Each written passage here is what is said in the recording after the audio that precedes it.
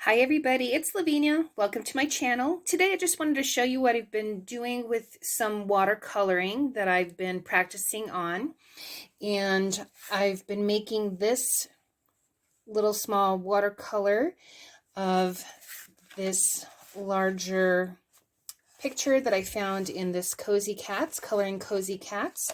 So what I did is I just used some graphite tracing paper and I placed this underneath with the tracing paper, and then I just went over it with the red pen.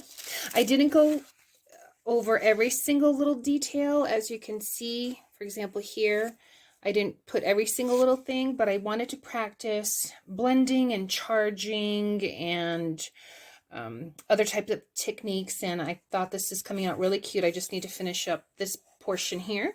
This one reminds me of my cat, Stormy Weather, and it has like trees and this reminds me of the ocean, and she's in a little teacup, and I do sometimes call Stormy Weather in a teacup.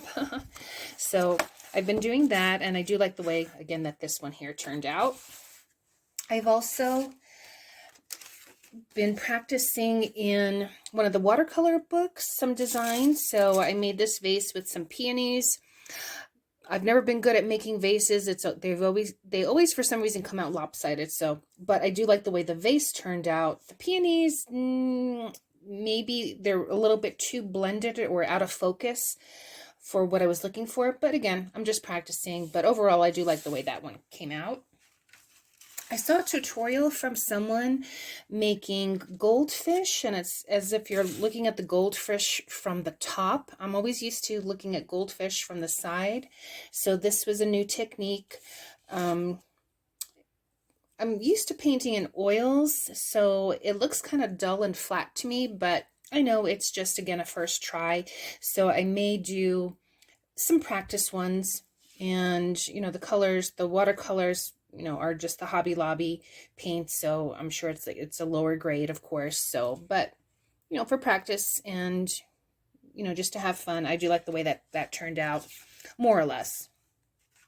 I also wanted to try making this butterfly. The butterfly, I kind of like the way it came out. The background, I was just trying something different. I wanted to see as if the background would be out of focus with the butterfly in focus. So it sort of turned out okay, but I found a tutorial from Diane Antone where she made a tutorial on painting daisies, white daisies, and I'll link her video below. She has some really nice tutorials on watercolor painting if you're interested in that, or, you know, just want to take a look. So I decided I would try that out in a smaller scale. So I just have the smaller watercolor pad, which I'm using for these. And so yesterday I put down the resist. This is the first time I'm using resist. So I drew my daisies, put down the resist, and then today I'm going to put the background wash, and then I will take off the resist and just follow her steps. I did buy some white gouache. Yesterday I went to Hobby Lobby. They had their sale on their Master's Touch products. So I really just wanted the white, but I couldn't find, I guess they just sell them in a pack, so I bought the smallest pack, and I might be able to use this gouache for other things. I do see other tutorials where people are using gouache, so I will try that out, and I will show you what it looks like. I was watching Annie Creates, and I think she was making, or she had made cards with llamas, and so in one of those watercoloring books, not watercoloring books, tutorial books, I guess you could say, there was a llama, so I made this, and I do like the way that this one turned out. It turned out really cute.